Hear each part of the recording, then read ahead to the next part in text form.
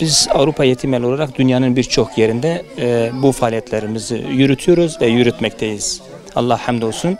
Bu da tümüyle hayırseverlerimizin hayırlarından oluşuyor. Yani hayırseverlerimizin bize ulaştırdığı katkılarından oluşuyor. Biz de onların bize ulaştırdığı bu hayırları kendi ellerimizle yetim, muhtaç, mağdur olan insanlara bu yardımları ulaştırıyoruz.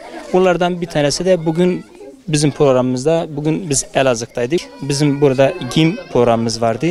Burada onlarca yetim kardeşlerimizi burada giydirdik. Rabbim bu hayrı yapan o hayırseverlerimizden razı olsun. Allahu Teala onların ecrini hem bu dünyada hem öbür dünyada versin. Onlar bu kış öncesi soğuklar gelmeden bu küçük miniklerimizin o kalplerine, gönüllerine dokundukları için Allah onlardan razı olsun. Rabbim onların hayrını kendi dergahından kabul etsin. Tabii ki gönül ister ki biz daha çok insana yardım edelim. Yani yetimlere, muhtaçlara. Bu da tamamıyla yani hayırseverlerimizin yardımıyla oluşan bir şeydir. Burada sizin aracılığınızla da hayırseverlerimize şöyle bir çağrımız olsun. Hayırseverlerimiz bu konuda duyarlı olsunlar.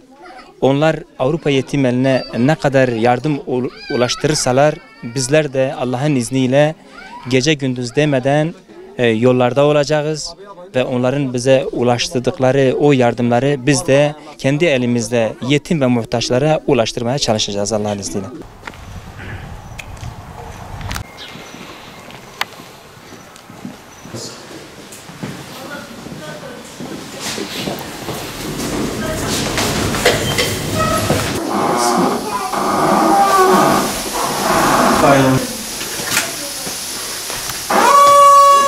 Allah razı olsun. Aylık herhalde devamlı olarak arkadaşlar size paketler veriyorlar. Abi buranın bodrum katına iniyor.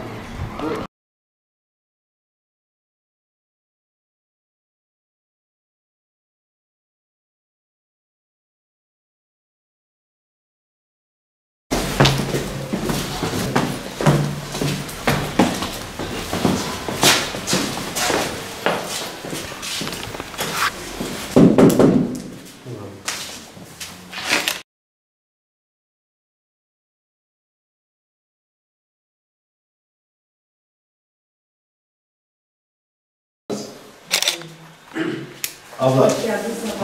Selamünaleyküm. Bu Avrupa Yetim Eli. İyisiniz. Elhamdülillah. Allah razı olsun.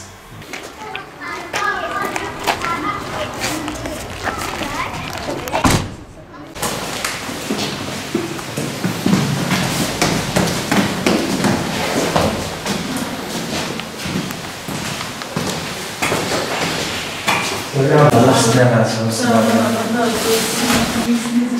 Elhamdülillah, siz de iyisiniz. Rabbim iyileyeceksin. Sağ olasın.